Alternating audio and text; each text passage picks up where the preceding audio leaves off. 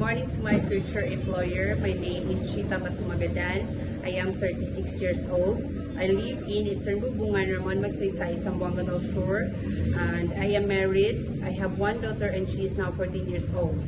And I am a first timer in abroad. I have work experience here in Philippines for 8 years. I have two employers. My first employer, I served them for 4 years and I served 3 members of the family, 2 adults and 1 child.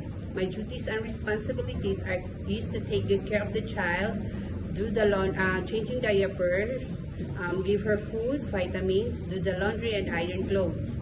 My second employer, I served them for 4 years and I served 3 members of the family, 2 adults and 1 elder.